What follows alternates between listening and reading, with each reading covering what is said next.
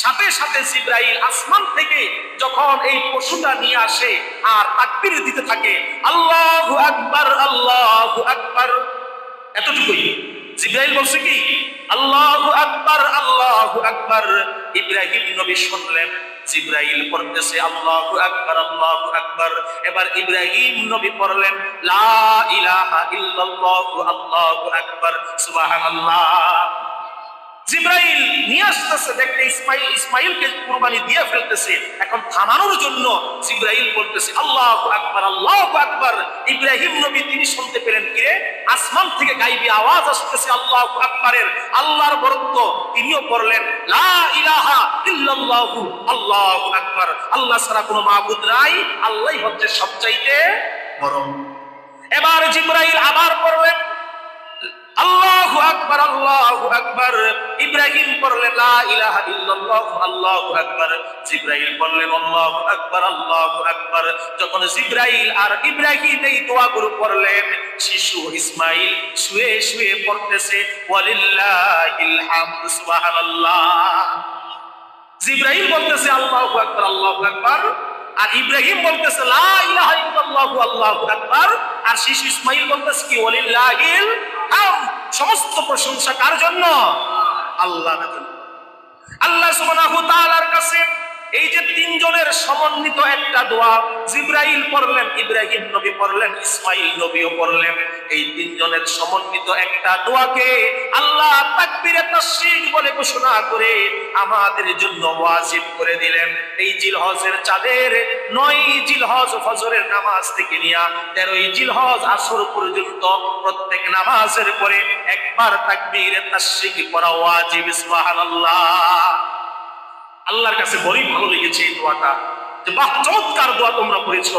এই দোয়াটা উম্মতের জন্য আল্লাহ ওয়াজিব করে দিয়েছেন। রাসূল করিম সাল্লাল্লাহু আলাইহি ওয়াসাল্লাম আমাদেরকে বিধান বলে ঘোষণা করে দিয়েছেন।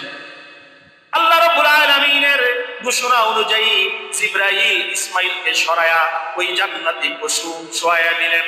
জবে করার পরে ইব্রাহিম নবী জবে করার পরে তিনি দেখতে পেলেন যে আমার সন্তান এখনো অক্ষত আমার পাশে বসা, আর জান্নাতি পশু কুরবানি হয়ে গেছে। জিবরাইল বলে ওগো আল্লাহর নবী, ওগো খলিল, ওগো আল্লাহর দোস্ত, আল্লাহ তো আপনার সন্তানকে চায় না, আল্লাহ আপনার কাছে সন্তানের রক্ত চায় না, আল্লাহ চেয়েছে আপনার মনের নিয়ত, মনের নিয়তের দিকটা আপনি 1 নাম্বার হয়ে গেছেন। সুবহানাল্লাহ। আমরাও আমাদের পশু জবে করার সময়, আমরাও আমাদের পশু কুরবানি দেওয়ার সময় আল্লাহর কাছে 1 নম্বর হতে চাই কি চাই না? এখন 1 নম্বর হতে হলে পশু জবে দিতে হবে ডোনাল্ড ট্রাম্প। হ্যাঁ, 1 নম্বর হতে হলে পশুর নাম রাখতে হবে নেতানিয়াহু, পশুর নাম রাখতে হবে রহমান ডাকাত। বলে নাউজুবিল্লাহ। আছে না নাই? এটা হচ্ছে একটা কুরবানি, একটা ইবাদত।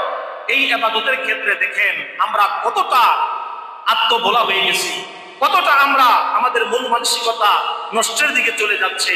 যে পশুটাকে আমি এনে আল্লাহর রাস্তায় কুরবানি করব, তার নাম রাখতেছি কি ডোনাল্ড ট্রাম্প। আছে না নাই? তার নাম রাখতেছে বিভিন্ন প্রকার। এগুলো বলে শেষ করা যাবে না। এই যে আপনি এই সমস্ত নামে ডাকেন, তার মানে এইটাকে ট্রল করা হচ্ছে, এইটাকে নিয়ে হাসি ঠাট্টার পাত্র বানানো হচ্ছে। এক জুমার মধ্যে আমি সূরা হুজরাতের আলোচনা করতে গিয়ে আমি বলেছিলাম যে আল্লাহ সুবহানাহু ওয়া তাআলা সূরা হুজরাতের মধ্যে স্পষ্টভাবে বলে দিয়েছেন যে তোমরা কাউকে মন্দ নামে, খেতাবি নামে, সে কষ্ট পায় এমন নামে তোমরা কাউকে ডেকো না। তা আল্লাহ পশুর নাম দিছে গরু, পশুর নাম দিছে মহিষ, পশুর নাম দিছে ছাগল, পশুর নাম দিছে বেড়া, বকরি। আপনি এইটাকে ট্রল করার জন্য, হাসির পাত্র হওয়ার জন্য, ফেসবুকে ভিউ বাড়ানোর জন্য, মানুষদেরকে দেখানোর জন্য আপনি এই যে এক একটা নাম দিলেন, এইটার কোনো বিধান আছে? আমরা যদি এমনি ভাবে করতে থাকি, এক সময় দেখা যাবে যে সবাই যার যার পশুর একটা নাম দিবে। এক সময় এইটা একটা রেওয়াজে পরিণত হয়ে যাবে। মানুষ মনে করবে যে পশুর নাম না দিলে আল্লাহর কাছে কুরবানি হয় না। কি বলেন, ঠিক না?